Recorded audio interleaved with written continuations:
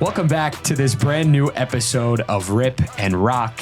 He's former professional baseball player Ryan Ripken. I'm Fox 45 sports anchor Rocco DeSangro, and we're talking O's as usual on this episode. And, we're smiling now, but this fan base isn't smiling considering what just happened in the news that just broke just a bit ago concerning Kyle Bradish. So we're going to jump into that. He's done for the season. People know that right now, and he's the third Orioles pitcher to now have season-ending surgery. Where does the rotation go from here, Rip? And we're going to update people out there listening on Dean Kramer and what his timeline kind of looks like coming back and getting back out there on the major league mound. Bradish, not the only injury. Danny Coulombe, who has been one of the O's most relied upon relievers, he is going to miss an extended period of time. They're optimistic and hopeful that he'll be back in September, but it's kind of a wait and see kind of thing. And then last but not least, it's what we would be talking about right now, if not for this laundry list of injuries. It's the O's Yankees series. It's one of the biggest series of the year. I know it's early. The World Series is not going to be won in June, in July. A lot of baseball left to be played, but a big series nonetheless. We're going to talk about all of that and more on this brand new episode of Rip and Rock. Let's jump right into it, man. And I take a deep breath, a sigh right now. It's not a sigh of relief, though, because when O's fans saw Kyle Bradish leave after 74 pitches on that June 14th start, just like a week ago, less than a week ago against the Phillies, he leaves and then he gets placed on the 15-day IL with the right UCL sprain. And that's what he's been dealing with all season long. That's what he started on the IL because of. The writing was on the wall, man. It wasn't a matter of if, it was really a matter of when. And, it was a case of you hope for the best and you expect the worst. And this is the worst case scenario. Not for Kyle Bradish's health going forward, because he's 27 years old. He's a heck of a pitcher, and you want to get him taken care of as soon as possible. And getting that Tommy John surgery, I think, we hope that Kyle Bradish can have a solid recovery going forward and he'll be back on the mound in due time. But his season's over, man. It does stink. Yeah,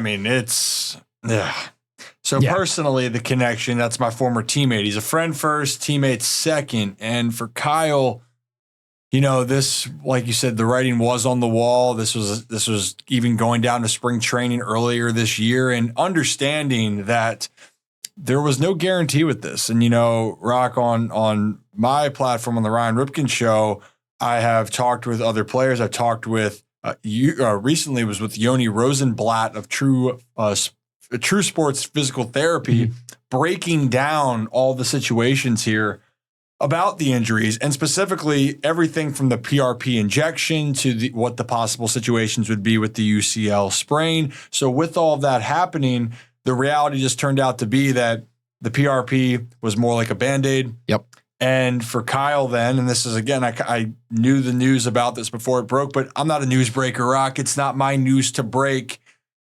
But the news that's broken is that he's going to be out. And I think that people need to understand, they say, well, wait a minute, why didn't he just get surgery to start if this was the possible outcome? The reality is Tommy John is successful, but it's not a guaranteed 100% success rate. The PRP can work, and it can be that it can last 3 months, 6 months, 2 years, whatever it may be.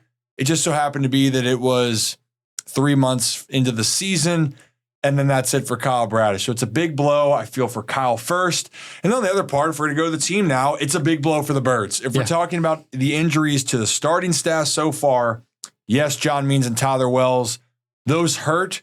But Kyle Bradish, the way he was pitching, one of the top pitchers in all of baseball, Cy Young candidate, it's a massive blow to a team that has World Series aspirations. Yoni called it a Band-Aid, the PRP injection. And here's the thing with Band-Aids. They don't last forever. Mm-hmm.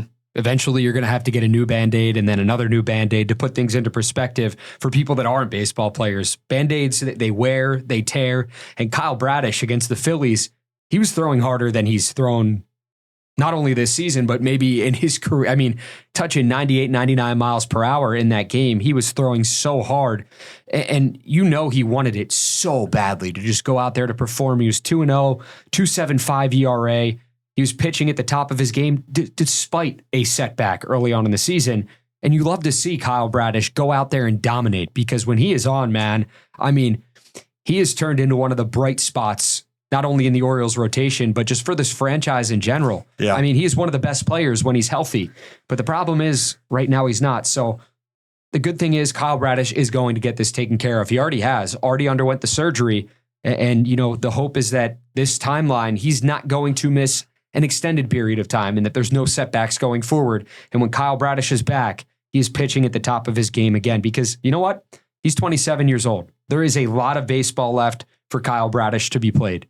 I mean, to get out there, to get healthy, that's the most important thing first and foremost. Does it stink because the Orioles are having such a successful season?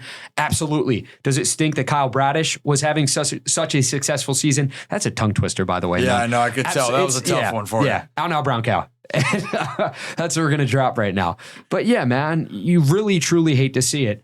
But when Kyle Bradish gets back out there and gets healthy and the Orioles are able to have him back out there on the mound again, this fan base is going to be so happy, so relieved, and so is Kyle Bradish. Yeah, I mean, look, it's again, the short term, it's down. It stinks. It sucks. It kind of just knocks the wind out. Even though you're expecting it, you're sitting there, you're waiting. Maybe there's that glimpse of hope that you're going to hear something better, and then it happens, and you got to deal with the reality. And again, I want to touch on the last thing when I said about Tommy John not always working. I mean, look at John Means and the situation. It's another surgery for him. So. Again, just proving the point of it. But let's be optimistic, at least on this case. The Orioles still have a really good team. They still, knocking on wood here, Corbin Burns, Grayson Rodriguez, those two you can put up against any top two in a rotation if you're talking about moving forward into a playoff hunt. But for now, the time, the Orioles, their depth has thinned. Now, they do have two young players that are exciting. Cade Povich is going to get more of a look. You have Chase McDermott sitting down there in the minors. And then the other point of this is Dean Kramer that people might have forgotten about. Dean was pitching and throwing the ball extremely well. And if Dean can stay healthy, this rotation can have a little bit more of a solidified look. It's not going to change the fact that the Orioles are going to have to look for pitching. And it's not, and I know we can all play the hypothetical. The Orioles are going to go look for pitching. There's no doubt about that. Right now, though, they're going to have to see what the price point's going to be for some guys. But at the moment, this is still a really, really good team, even though it might not feel like everything's going well. The sky's falling, so to speak. We don't want to call it anything positive coming out of this because it's unfortunate, look at it that way. But from a team perspective, from a fan base perspective, the fact that this happened before the trade deadline, for sure, you're optimistic that the Orioles can go out, figure things out, whether it's bringing a Chase McDermott up, whether it is dealing with the rotation they have, whether it's waiting for Dean Kramer to make another rehab start or what they're going to do with him next and when he's going to come back up and where you go from there. So the Orioles, you say it all the time. They'll be fine. They'll be fine. They'll be fine. I want to ask you this, man. Do you truly feel that way right now? And, if you do, fine. If you don't, that's okay too. But where is your gut feeling right now with where the Orioles are currently? Because, with the current state of the rotation, are they fine or are they going to have to go out and get another arm to contend in 2024 and beyond? I mean, I think that they're going to I still really love this team. I mean, and to be honest, we talked about this before.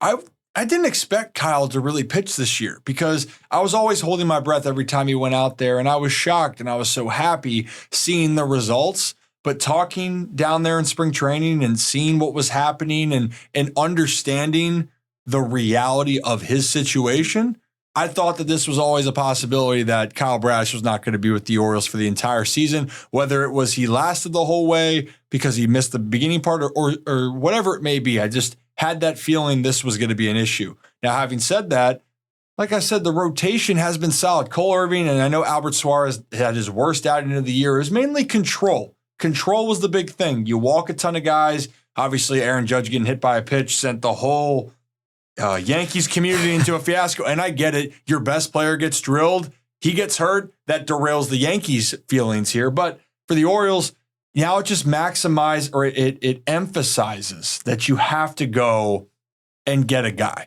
Because even though they like Cade Povich, they really do. And I love him too. I did a breakdown of him. He's very deceptive, has a bright future.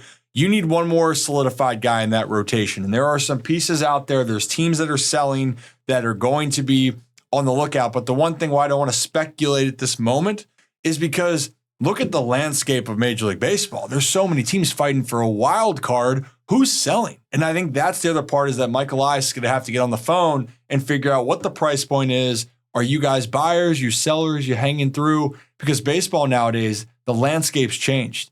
Now, we do know a couple teams that are going to be looking to sell, Rock, one of them being the Chicago White Sox, and the Fighting Gavin Sheets is over there with Chicago. But that's a team right now. That's my guy. It's one of my best friends. But their pitchers, they got a couple options there that I know for sure teams are going to be calling about, and Garrett Crochet and Eric Fetty. Those are two names I will say right now. The rest will be to be determined. But again, Dean Kramer looks like everything, Rock, is on the way of him coming back. He made his rehab start. He will probably, I believe, make another. Yeah, 59 pitches, 3 2/3 innings. Yeah. Like you're probably going to see Dean Kramer make another rehab start. Yep. He's in line to do so. But what you don't want to do with Dean Kramer is you don't want to rush him back just because Kyle Bradish, now his season is over. That's what the Orioles aren't going to do. They'll bring back Dean when Dean is ready to be brought back. And then when Dean's brought back, hopefully he's healthy and there's no setbacks going forward with him. Because the last thing you want to do is bring a guy back that has been, a piece in your rotation over the last couple of years and someone that you can hope you can rely on year in and year out.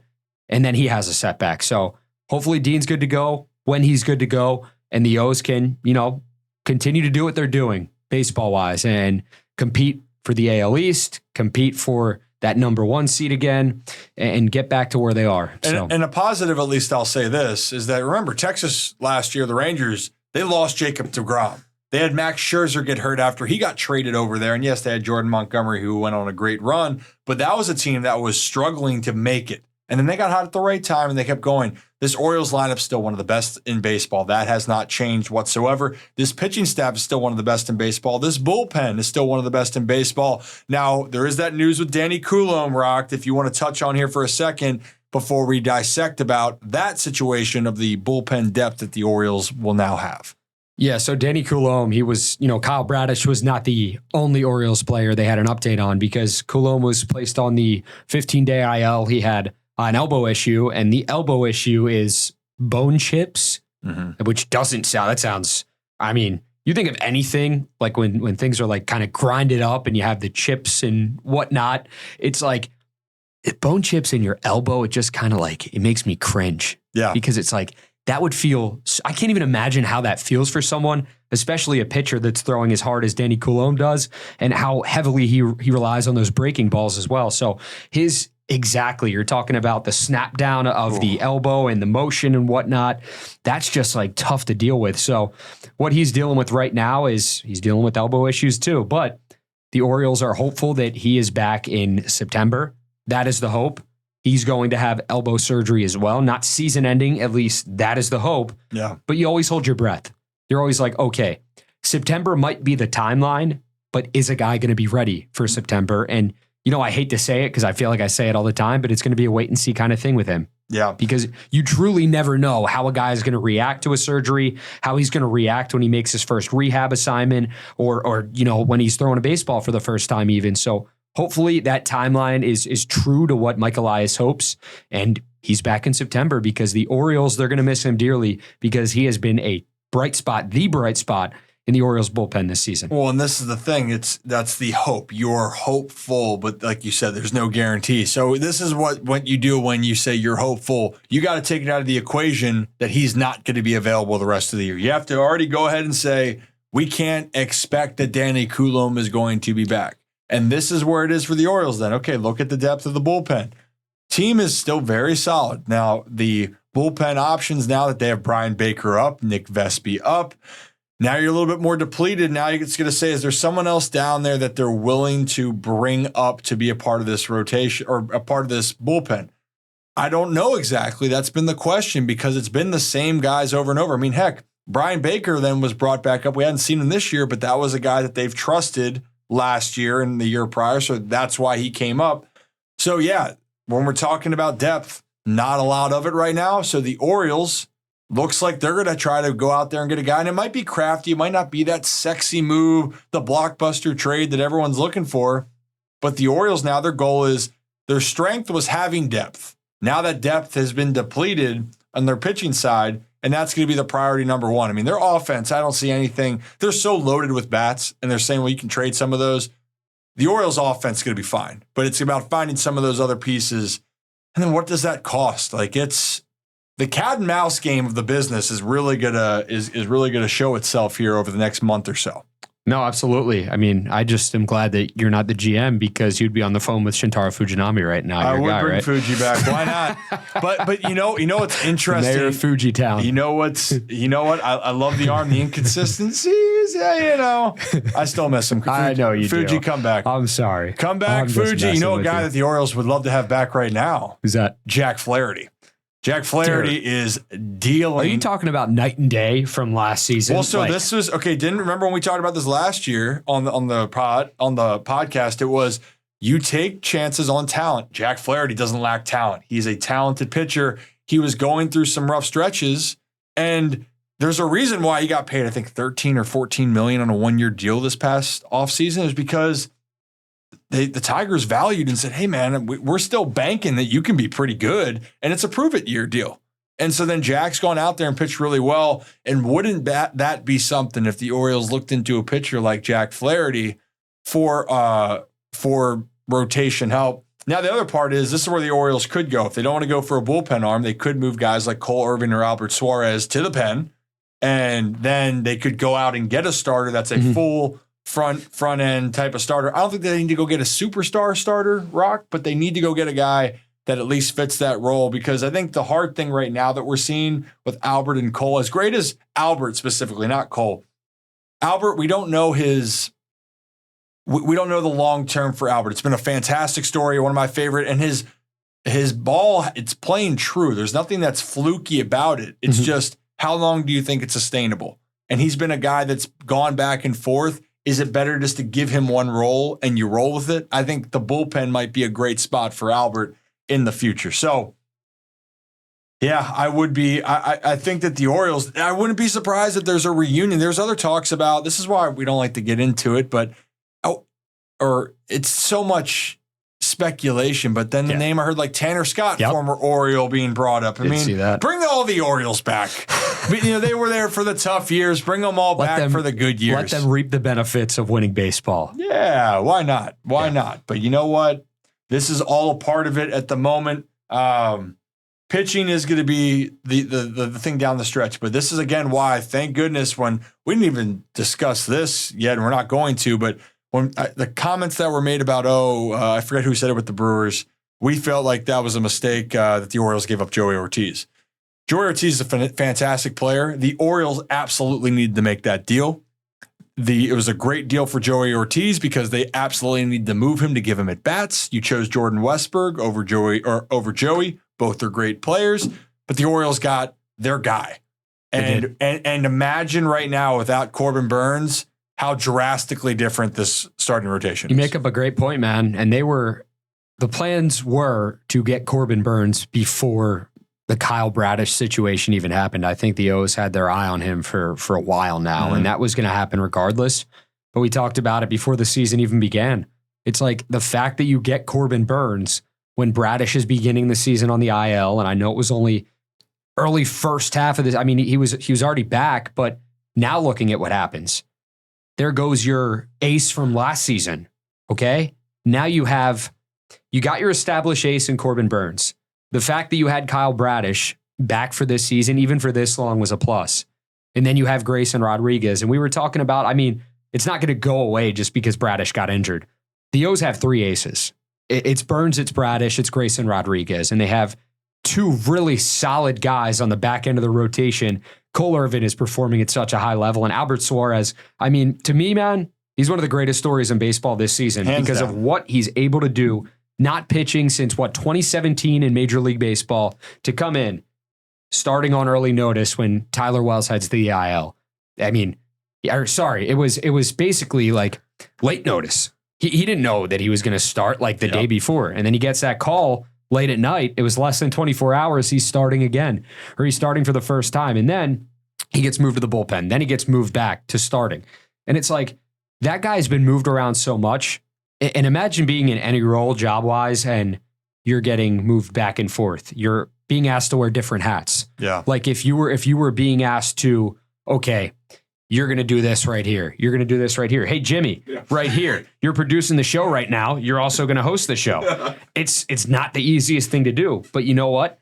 People are able to do it sometimes, and they're able to do it well. Albert Suarez is one of those people. So shout out to Albert Suarez. The last thing we're going to talk about, and we're going to get into it in about 2 seconds, but I did want to touch on one last thing here, and that's just the O's looking at, I guess, the hand they've been dealt this year.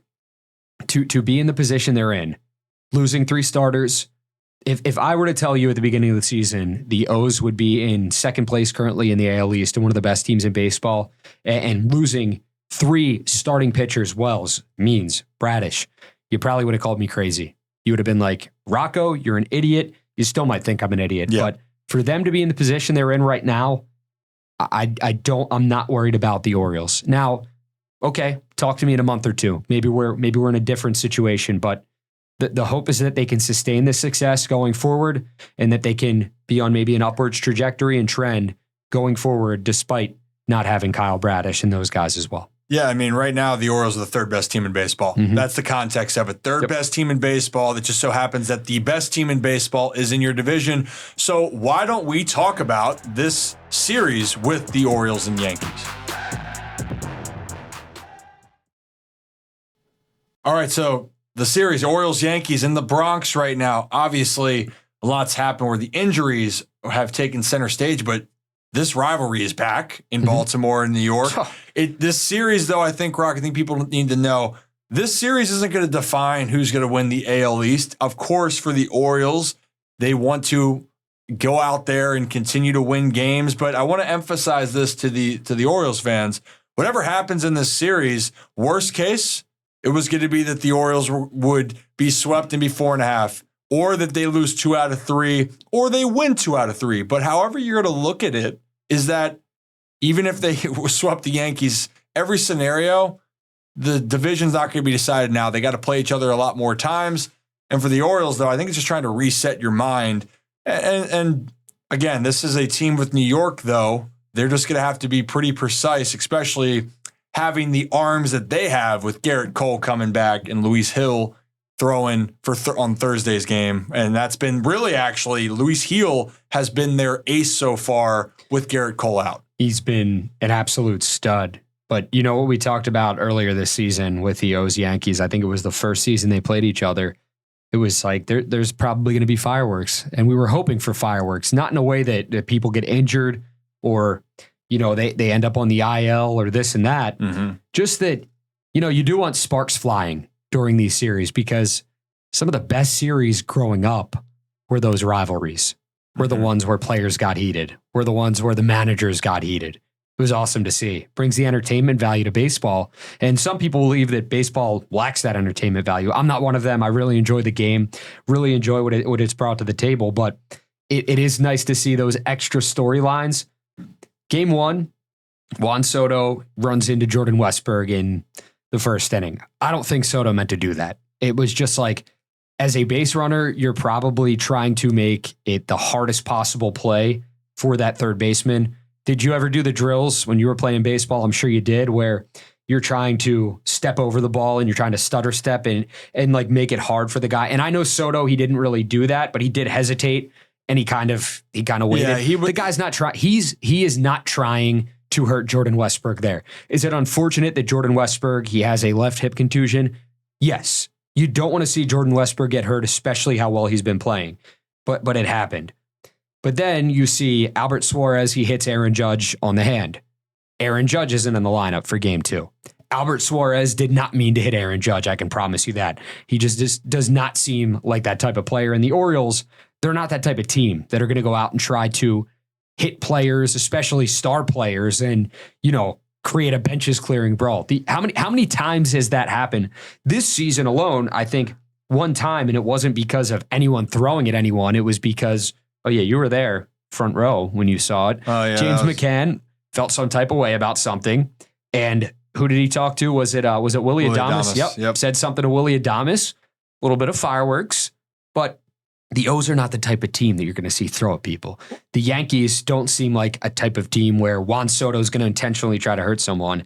It was just, it happened. Yeah, I know that people can think that he plays for New York or the Soto shuffle, whatever it may be, that they're just like, I hate this guy. Soto is my former teammate, as you know, Rock. So in the minors with the Nationals.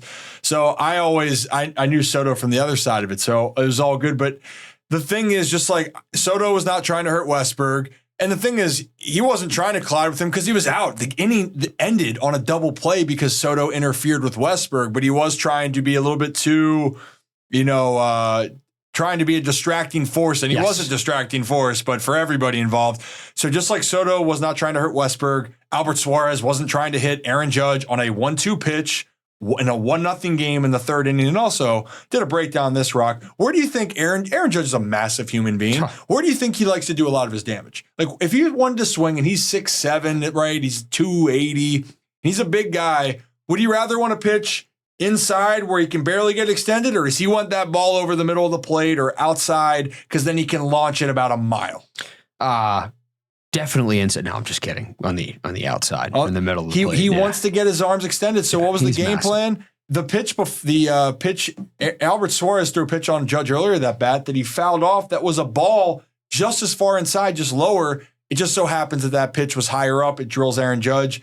And I think honestly, Rock, if I'm being completely honest and blunt about the situation, if it was just Gleyber Torres getting hit in that game and not Aaron Judge, we're not even having this conversation. It's because of the superstardom of Aaron Judge and the injury history he's had last year. It derailed the Yankees season, how much he means to the team because he's the greatest hitter the world has ever seen at the current moment with just how well he was playing. Yes. And so when you look at all that, that's where it all comes from. But for the Orioles, the other part too, why they can't afford to throw at anybody. Because now there's suspensions. You can't afford any of your arms to get suspended. I will say this though, Rip. It will be interesting to see what happens in game 2 and game 3, because the Yankees did seem like they took some offense to that. And I'm like, come on, guys. Like you're being ridiculous. Like Nestor Cortez was asked if they were ticked off. I'm using the PG version of it. And his quote was, regardless if it's Judge or anybody else, we don't want any of our guys getting pitched up and in. It's part of the game, but he shouldn't be throwing that close to him. And then Judge was like, definitely, that word. And he goes, there was a couple of balls up and in. It's part of it. They like to throw in. It's like, are we going to see extended fireworks in game 2 or game 3? That's the question. And it would be a mistake for the Yankees, in my opinion. When we're talking about numbers here. The Yankees have hit the most batters in the American League. The Yankees have hit the most batters in the American League. I'll say it one more time. The New York Yankees have hit the most batters in the American League, hitting 40 batters when we recorded this. Say it again. The Yankees have hit the most batters in the American League. They've hit 40 batters. The Orioles have hit 24. The league average is 31. So for saying about throwing in, to throw in here or to get hit, you got to throw in. The Yankees have hit more batters than any other team. I feel like a broken record, but the point is, it's baseball. Now, years ago, yeah, like when 1998, I believe it was, when Armando Benitez drilled Tino Martinez, that was 1,000% intentional. Oh, man. Tino's like, Armando gave up a home run, and then Tino's just up there, and that was 100 right in the back. Everyone knew it. Armando didn't hide it. That's what we call intentional. But again, it's something where the Yankees, like Garrett Cole going out and do something, be stupid. It'd be a problem if he did that. And for the Orioles, especially in his debut this season. And it doesn't make any sense. So the retaliation days have changed so significantly. And I do honestly think if Aaron Judge had gotten hurt, I think that the magnitude or that it would happen would be a lot higher if he was out. If Aaron Judge was going to have a broken bone, then yeah, the tensions would have been higher. But since not, and watch as we record this, Thursday night, or Thursday afternoon game, just going to be an all-out zoo. It's going to be a brawl. Watch it. Here it is. What would have happened in your dad's day if someone, I mean, you know good and well, and so do I, but like if Aaron Judge gets hit or... Did you just hear me talk about Armando Benitez? Yeah, but like... Have you seen that brawl? Yeah. That's what happened. But that was because he was ticked off about the batter before, correct? Like you were saying. Yeah. And he's like, oh, I gave him a home run. Well, guess what? Screw you. Here's 100 in your bag. And that's how they would be. And what was the retaliation then from the O's? What do you mean the retaliation for the O's? For the O's. Well, I mean, the Yankees, I think Darryl Strawberry then punched Benitez right in the face as it was calming down. It was like, I'm cool. And then you can watch the highlight. Darryl just comes in, jumps in midair, and smacks him in the face. That's the retaliation. I've seen it, but I need to watch it again. And like, you know how you do all these breakdowns? I think that would be an unbelievable breakdown for you to do, is that brawl. And just break it down play by play, just frame by frame, what happens there. Because you talk about your breakdowns popping off lately. That one would definitely pop off and bring up a lot of old memories for people that have been fans of this franchise for a very long time. Yeah, you know what? There's a lot we can get into, but the point being here, we're talking about the Orioles right now. They can't afford to retaliate.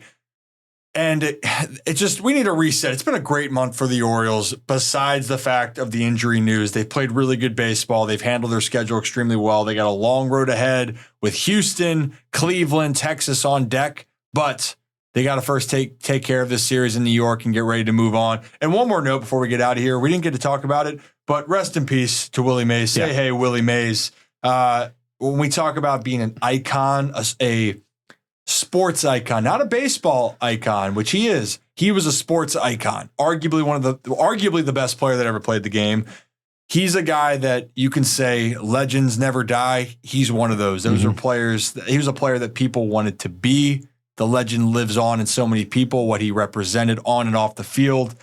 He lived a very fulfilling and a life that really made a lot of impact on a lot of people. So RIP to the great Willie Mays. Willie, yeah, absolutely. No, you see that basket catch over his head in center field. And not only is that one of the greatest catches and plays in Major League Baseball of all time, Willie Mays was so much more than just that catch. Yep. He was one of the best, if not the best, all-around baseball player ever. Yeah. Like, he could truly do it all. And I know he was before our time. And, you know, you might be out there like, you didn't get to watch him play in person. Seeing the highlights, seeing the impact that he's had on this game. I mean, the Rickwood Field game in Birmingham, Alabama, honoring Willie Mays. They built a pavilion for him. They were getting ready to hopefully bring him there for that. But then he had the health complications, and then he passed away soon after. So that's going to be a game to really keep an eye on, because it's going to honor his legacy. That's why that is now who they are honoring, that game, and just his legacy and his lasting impact on baseball. So we did lose a legend, but like you said, Rip, well put. Legends do never die, and Willie Mays was definitely one of them. He was. So the sport of baseball, the world was better of having Willie Mays involved. Well, that will do it for this episode here of Rip and Rock. So if you like this, you can check us out on YouTube here. YouTube for the visuals. Thanks. Shout out to Jimmy making sure we're looking at the right cameras. But you can also listen on Spotify, Apple, iHeartRadio, wherever you get your podcast. And again, if you need more up-to-date information on Orioles news, we're very active on X, Twitter, whatever the kids are calling it nowadays. That he's at Rocco DeSangro. I'm at Ryan Ripken. I'm also at Ryan Ripken on Instagram. He is at R DeSangro. He couldn't keep it linear with his, but that's a Rocco problem, not a me problem. But hey guys, we appreciate you. You have a great rest of your day, and that will do it for this episode of Rip and Rock.